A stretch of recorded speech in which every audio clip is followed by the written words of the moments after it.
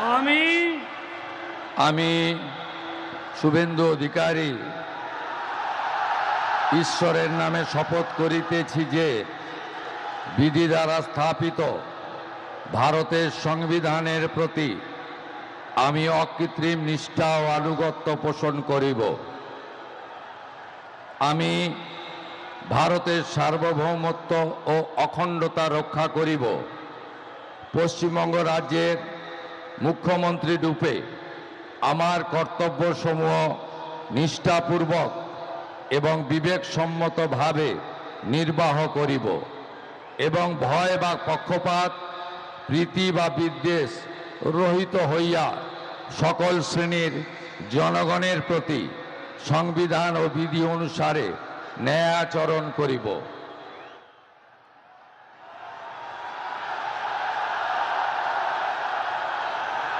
আমি